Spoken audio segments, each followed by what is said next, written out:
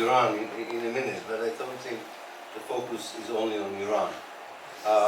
The whole scenario that I'm talking about is the disintegration, or the, if you want, historical correction in many ways. Maybe that's the best way of putting it.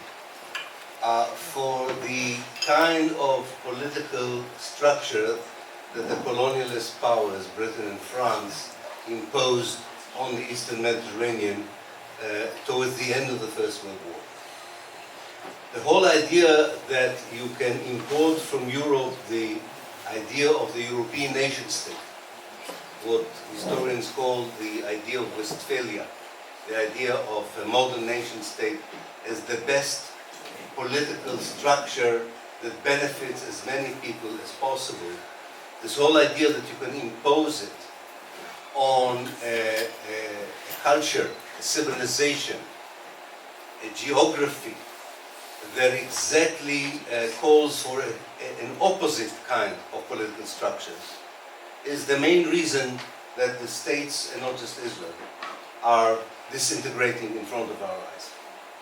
Because the essence of living in the Arab world, in the Muslim world, before the First World War, the essence was a genuine live and let live of collective identities with an ability to connect to a center, a political center that serves all the collective identities and serves the relationship between these collective identities. And not the nation state that gives one collective identity absolute power over all the other collective identities. This is what is going to happen. The problem is to see it happening while the old regime, the old order is collapsing. I understand it. The old order is collapsing, but you have to go into the discussions that I'm following very, very closely of young people in the Arab world, including North Africa, about the vision of the future.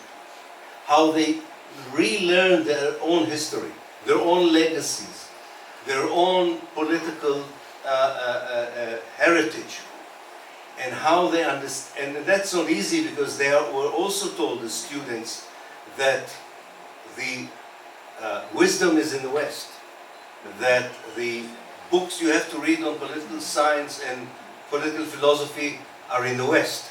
And that takes time to deprogram yourself and create this idea that you have the resources in front of you instead of looking them elsewhere.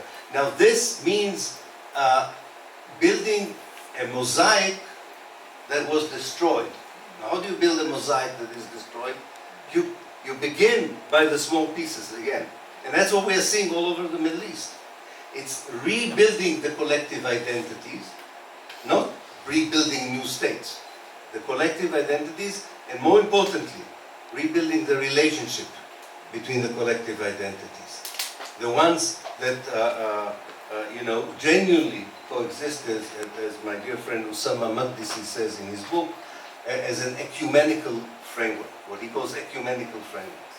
The ability to identify with other people's celebrations, with other people's suffering, and so on.